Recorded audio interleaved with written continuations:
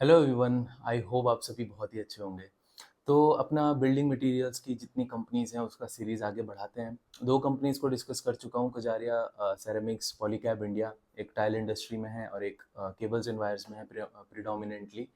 लेकिन आज जो थर्ड कंपनी की मैं बात कर रहा हूँ वो भी टाइल सेगमेंट में है। ऑलमोस्ट एक मतलब अगर मैं दो बड़े कॉम्पिटिटर्स की बात करूँ, दो बड़े प्लेयर्स की बात करूँ टाइल्स वाले सेगमेंट में और सैनिटरी वेयर और बाथ फिटिंग्स में भी, तो वो दो ही कंपनीज हैं, कजारिया सेरेमिक्स होगी और सोमानी सेरेमिक्स हो गया।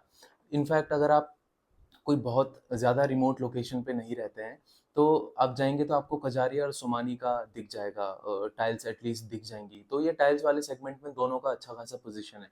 ऑफ कोर्स जो कजारिया है वो कुछ ज़्यादा ही उसका मार्केट शेयर है, लेकिन सोमानी का भी ठीक ठाक 8-9-10% के अराउंड इसका मार्केट शेयर है और वो कंटिन्यूसली उसको इंक्रीज करने का सोच रहे हैं। तो सेम बिजनेस मॉडल सेम है, टाइल्स बनाती है सेरेमिक्स का। सी सेरेमिक्स एक ब्रॉडर कैटेगरी हो गई, सेरेमिक्स के अंदर भी टाइल्स आती हैं, सेरेमिक्स के ही अंदर आती हैं आपकी विट्रिफाइड टाइल्स और उसके ही अंदर आती हैं आपकी सेरेमिक टाइल्स। तो है तो विट्रिफाइड टाइल्स भी एक काइंड ऑफ अ सेरेमिक। तो लेकिन इसमें कंफ्यूज मत होना, अगर मैं सेरेमिक टाइल्स की बात कर रहा हूँ, अगर पर्टिकुलरली टाइल्स की मैं बात कर रहा हूँ तो वो सेरेमिक्स के अंदर आता है, ऑब्वियसली नाम से आपको समझ आ रहा होगा। लेकिन विट्रिफाइड भी is a kind of a ceramic. तो ये भी सेम चीज बनाती है। कजारिया का भी मैंने डिस्कस किया था, दोनों टाइल्स सेरेमिक टाइल्स और विट्रिफाइड टाइल्स में क्या डिफरेंस होता है।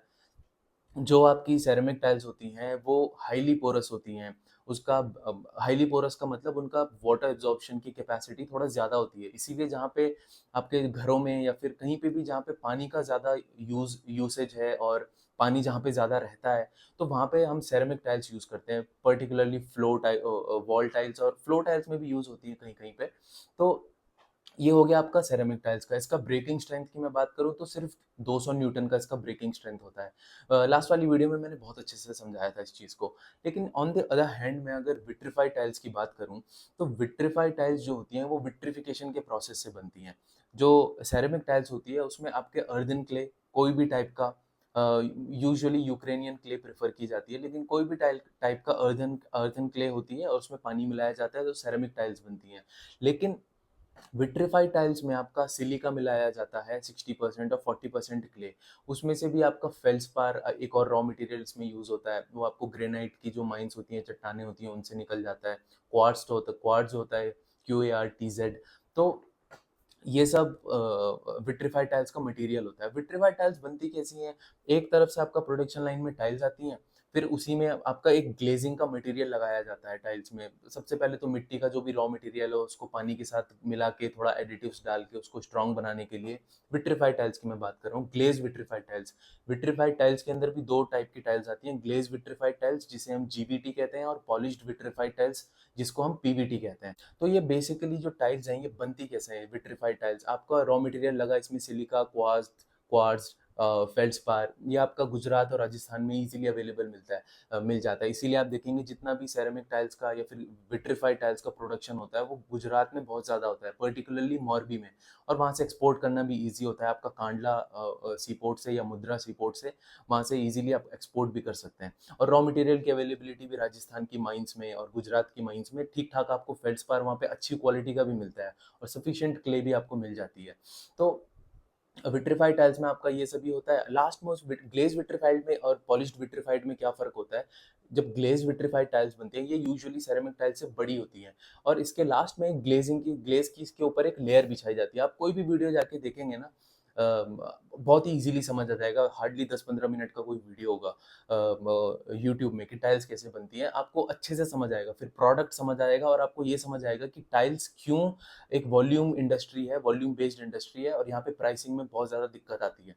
तो आप एक बार ज़रूर कोई ना कोई वीडियो देखिएगा, आपको जो मैं ऐसे विजुअली नहीं समझा पाऊँगा, तो आपको अच्छे से क्लियर हो जाएगा किसी भी यूट्यूब वीडियो में। फिर लास्ट में उसको जो टाइल्स में ग्लेज़ की लेयर हो जाती है, फिर उसको ठंडा किया जाता है ताकि आगे जो प्रिंटिंग हो वो फैले ना इधर-उधर। फिर प्रिंटिंग के बाद इनको एक बारी इससे पहले किल्न में भी डाला जाता है, जो KILN, एक it is a kind of an oven जो बहुत ही बड़ा होता है, लाइक 200 300 400 मीटर का क्लीन होता है। 1500 डिग्री सेल्सियस पे यहाँ पे इसका टेम्परेचर हो जाता है। लास्ट वाली वीडियो में मैंने गलती से स्मेल्टर बोल दिया था, but it is kiln, KILN। वो काइंड ऑफ एन ओवन, बड़ा सा ओवन, फिर उससे निकाला जाता है ताकि पक जाए टाइल्स और उसके बाद उसको ठंडा किया जाता है और फिर वेयर हाउसिंग में रख दिया जाता है। तो ये हो गया आपका बेसिकली टाइल्स, इनका प्रोडक्ट क्या है। फिर दूसरा इनका सेगमेंट आता है सैनिटरी वेयर, ये बनाते हैं कमोड वगैरह, वॉश बेसिन और फॉसेट्स वगैरह, बाथ फिटिंग्स बेसिकली। तो ये छोटा प्रोपोर्शन है इनके रेवेन्यू का, अभी 10 हार्डली 10-12% है, लेकिन इसको भी आगे ग्रो करेंगे। तो बेसिकली इनका रिजल्ट कैसा रहा, अब आप रिजल्ट से पहले आप समझे कि जो FY23 और FY24 में जो इनका ग्रोथ आया था, तो बहुत ज़्यादा इंडस्ट्री की अगर मैं बात करूँ तो बुरा किया था इंडस्ट्री ने, because export on the one hand बहुत सारा प्रॉब्लम्स आया था, बिकॉज वॉर्स की वजह से आप देख रहे होंगे, Red Sea crisis and all, freight charges आपके बहुत ज़्यादा बढ़ गए थे। तो जितना भी एक्सपोर्ट था, जो मोरबी से आप मोरबी में जितना भी प्रोडक्शन होता है ना टाइल्स का, इंडिया में 90% जो सेरेमिक प्रोडक्शन होता है, चाहे वो सेरेमिक टाइल्स का हो या जीवीटी या पीवीटी का हो, वो होता है मोरबी में। और मोरबी में भी बहुत सारा प्रोडक्शन बाहर चला जाता है एक्सपोर्ट के लिए, डोमेस्टिक के लिए भी आता है, लेकिन एक्सपोर्ट भी काफ़ी सिग्निफिकेंट पोर्शन रखता है वहाँ पे।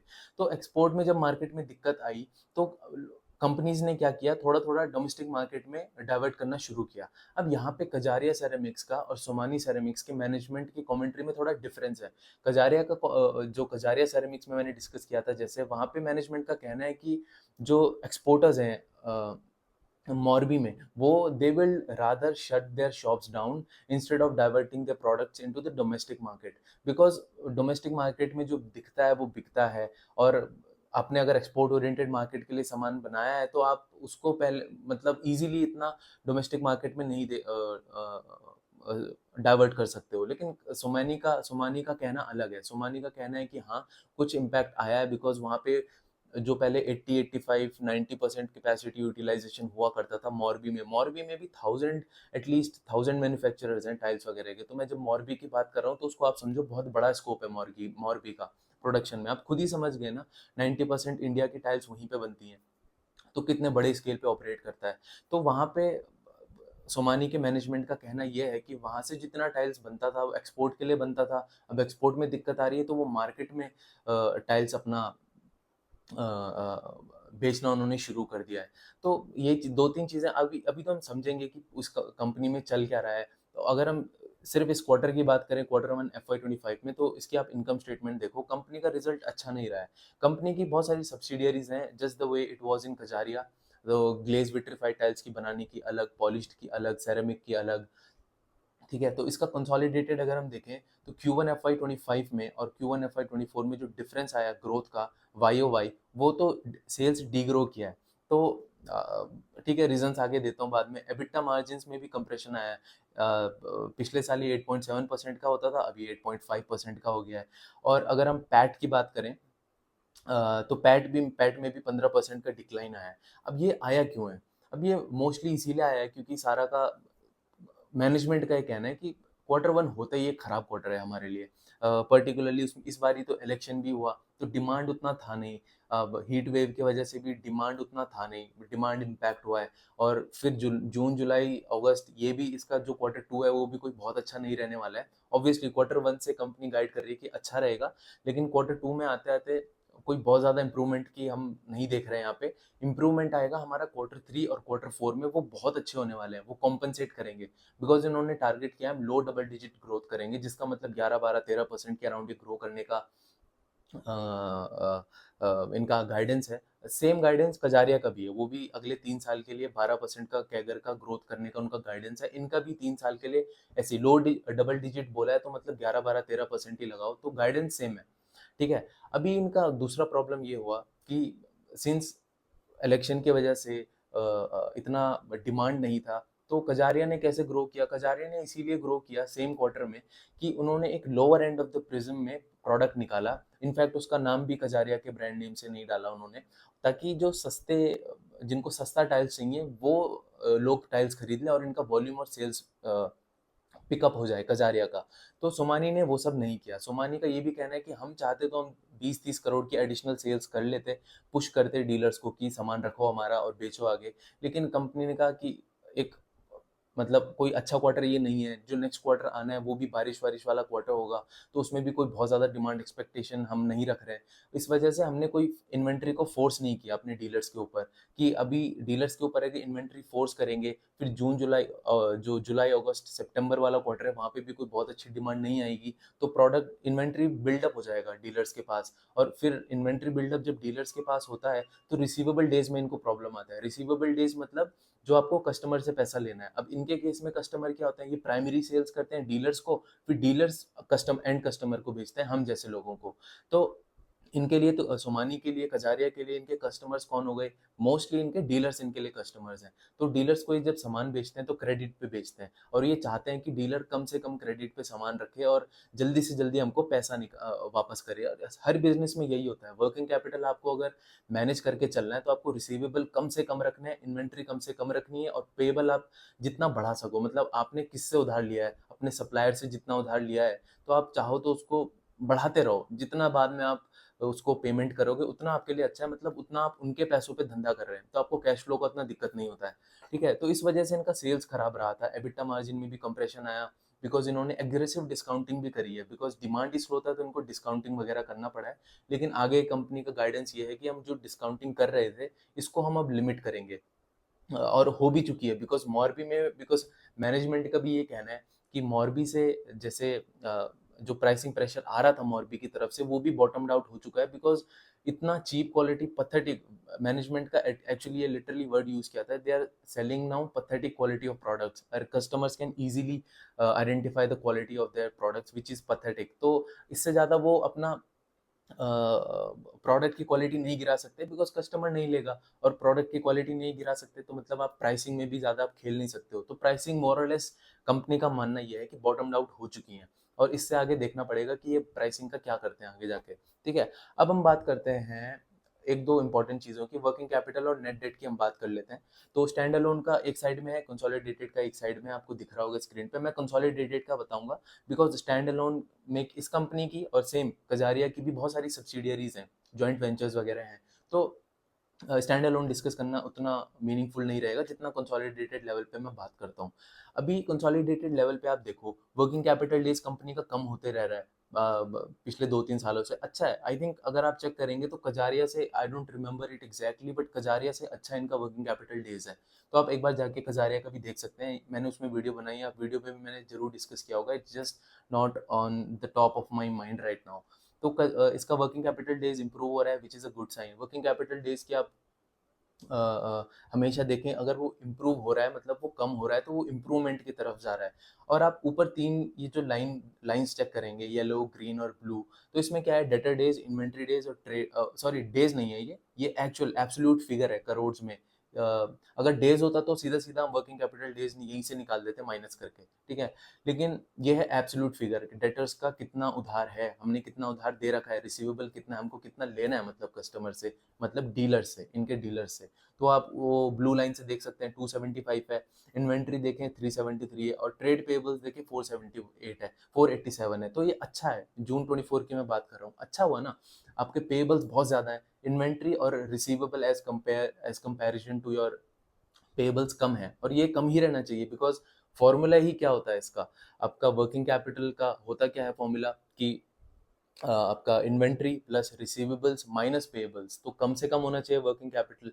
तो मतलब कम से कम कब होगा वो, जब पेबल्स ज्यादा होगा, जो माइनस के बाद वाला जो फिगर है वो ज्यादा होगा, और आपके इन्वेंट्री और रिसीवेबल कम होगा, तभी तो ये नेगेटिव में आएगा ना फिगर। आप छोटे फिगर से, मतलब इन्वेंट्री और रिसीवेबल को आप क्लब करें, अगर वो फिगर छोटा है और उसके आप पेबल्स के फिगर को माइनस करिए, अगर पेबल का फिगर ज्यादा है तो आपका जो होता है वर्किंग कैपिटल वो नेगेटिव में आएगी। अब इस केस में ऑब्वियसली नेगेटिव तो नहीं है, लेकिन आपको कोशिश करते हैं आपकी पेबल्स हमारा ज्यादा से ज्यादा रहे। तो ये इस ग्राफ से आप समझ सकते हैं। और इनके जो डेटर डेज है, मैं डेज की बात कर रहा हूँ यहाँ पे, डेटर्स की मैं बात नहीं कर रहा हूँ, एब्सोल्यूट फिगर की बात नहीं कर रहा हूँ जो ग्राफ में दिखा रहा है। डेटर्स भी इनका कम हुआ है, 41 डेज के अराउंड इनका डेटर्स आ गया है, पहले 46 था, तो 5 डेज से डेटर्स भी कम हुआ है, which is a good sign. अच्छा होता है किसी भी कंपनी के वर्किंग कैपिटल के लिए, वरना आपको उधार लेना पड़ता है, उधार आप लेते हो तो उसमें फाइनेंसिंग कॉस्ट जाती है, फाइनेंसिंग कॉस्ट जाती है तो आपका जो पैट होता है, आपका पैट मार्जिन गिर जाता है उस केस में। अभी दूसरा उसके नीचे वाली लाइन देखो क्या है, नेट डेट और net debt to equity ratio. Net debt इनका आपको दिख रहा है एब्सोल्यूट फिगर में कितना है, 269 सीआर का। अब नेट डेट टू इक्विटी अगर आप देखेंगे तो मैं आपकी स्क्रीन पे आपको दिखा दूंगा, मैंने ऑलरेडी कैलकुलेशन कर लिया है। तो स्क्रीनर पे आप देखेंगे इनकी बैलेंस शीट में equity plus reserves and surplus वगैरह में इनका 720 का कंबाइंड उनका इक्विटी है।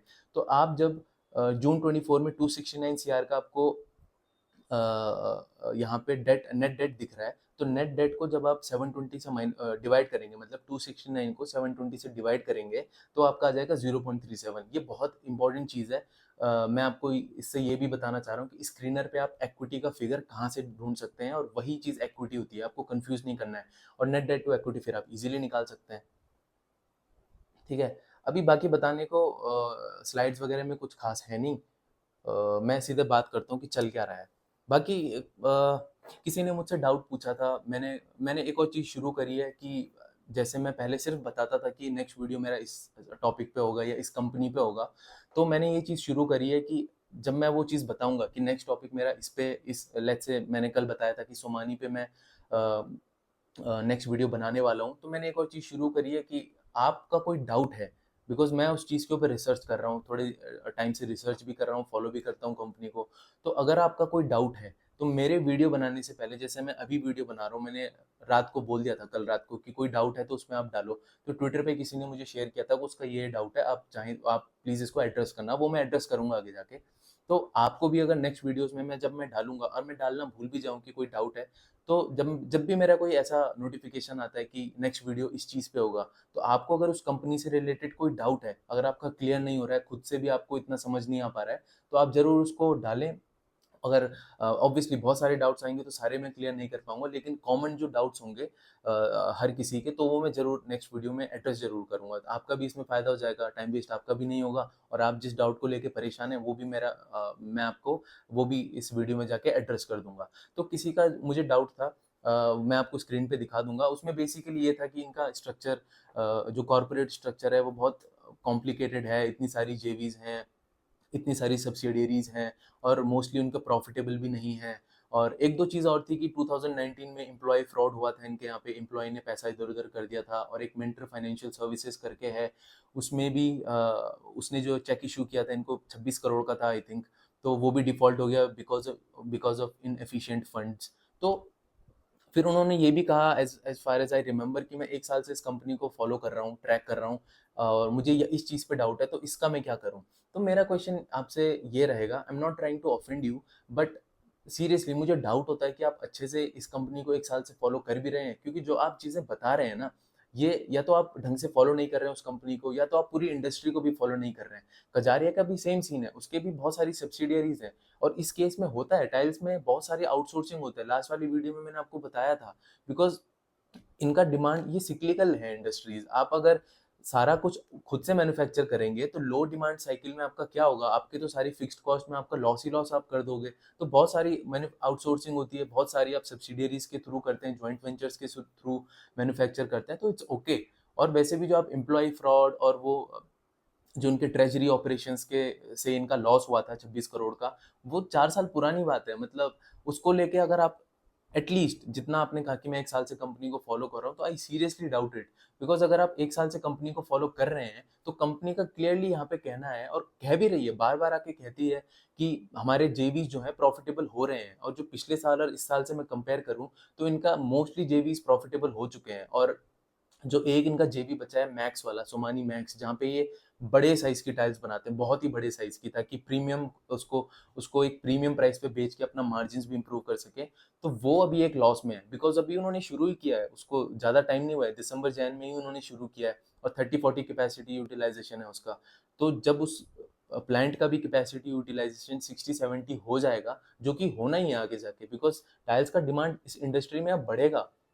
वो चीज़ मैं आपको बता ही रहा हूँ कि रियल एस्टेट किस तरीके से बूम कर रहा है।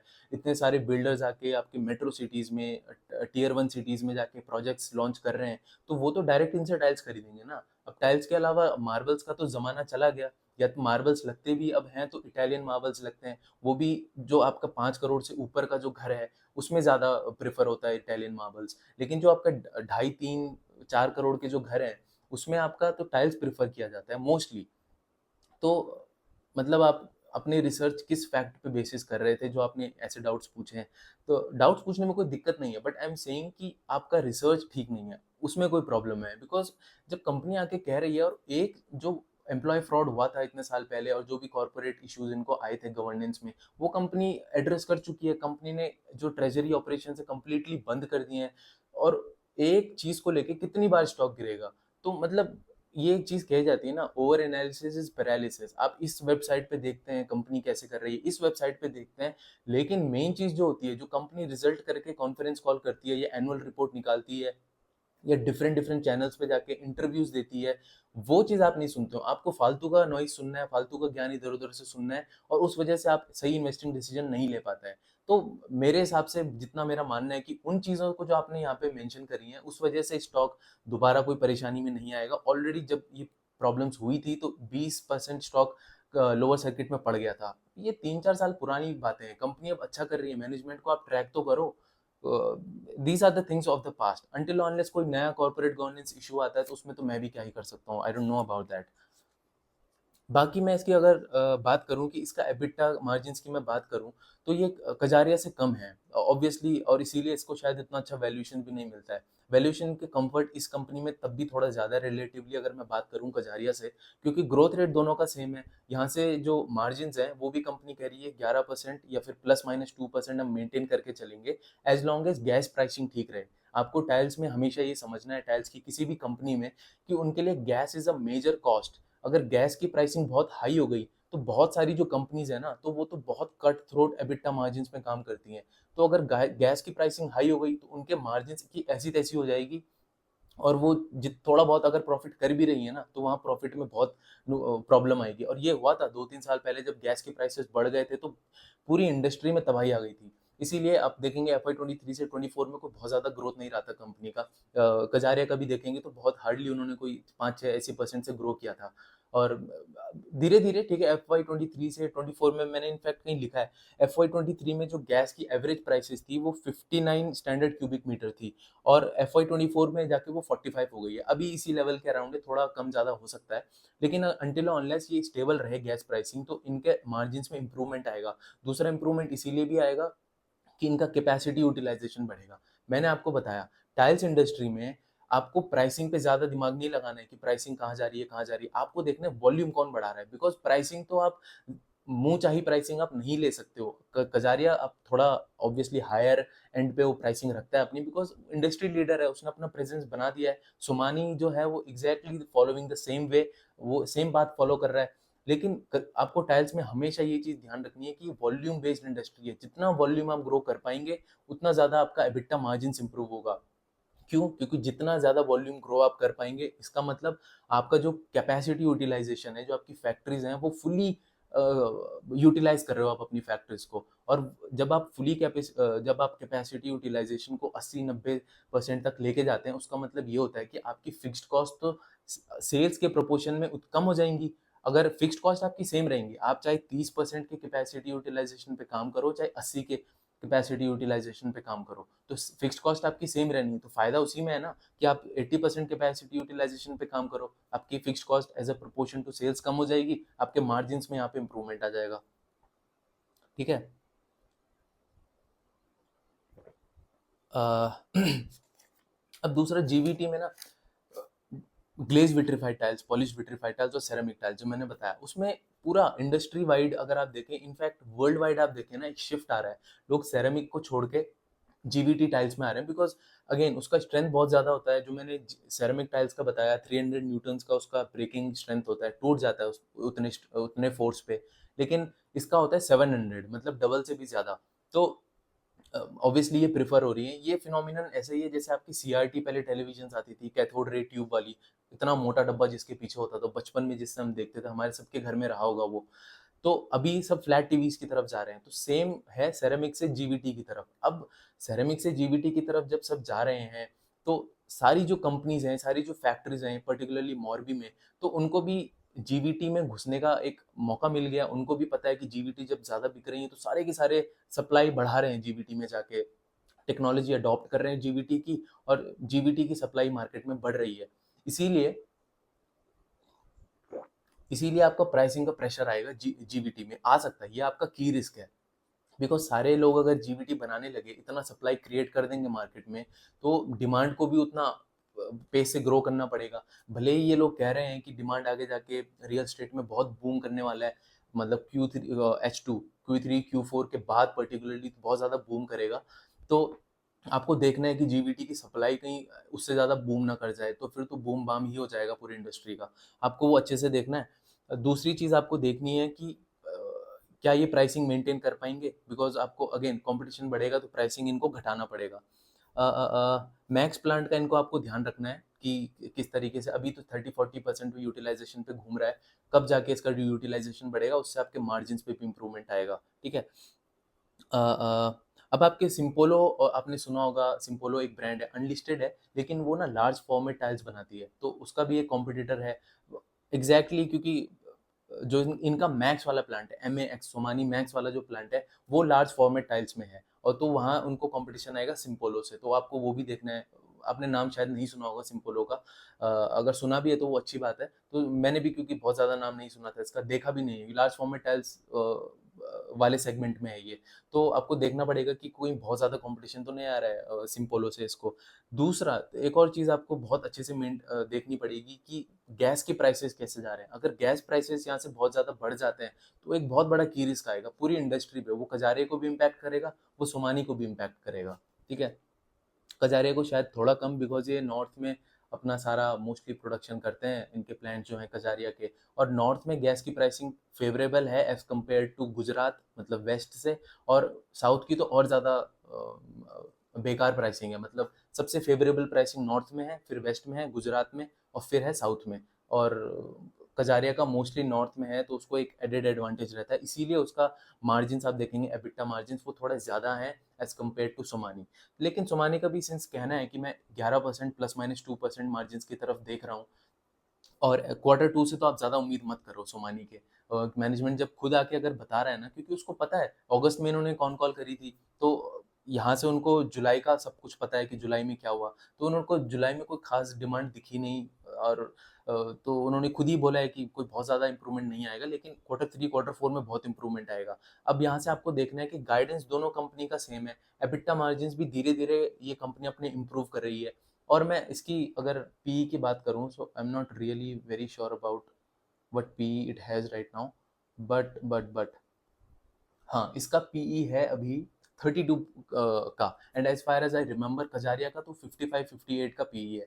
तो ऑब्वियसली, अगर मतलब आप मुझसे पूछेंगे if there are no other companies in the world, और सिर्फ कजारिया है और सोमानी है, तो मैं सोमानी में इंटरेस्टेड रहूंगा।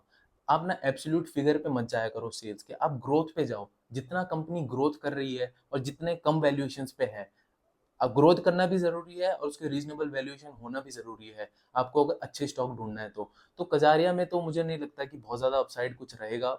अब depending on the market, because market कभी बहुत ज़्यादा फ्रेंजी में आ जाता है, और जो टिपिकली जो 40-50 पी पे स्टॉक रहते हैं, उनको वो 60-70-80-90 पी पे पहुंचा देता है, तो कुछ कह नहीं सकते। लेकिन दोनों में अगर मैं कंफर्ट की बात करूं तो सोमानी का है, और सोमानी का भी ब्रांड है, सब कुछ है, तो कंफर्ट लेवल यहाँ पे थोड़ा ज़्यादा वैल्यूएशंस पे दिखता है। बाकी आई थिंक मैं क्लियर कर चुका हूँ मोस्ट ऑफ द डाउट्स। कुछ होगा, कोई अगर डाउट रह जाता है, आपको कुछ भी पूछना है, तो आप कमेंट्स में पूछ सकते हैं। अब मैं आपसे मिलूंगा नहीं किसी नेक्स्ट वीडियो में, तब तक के लिए thank you so much guys.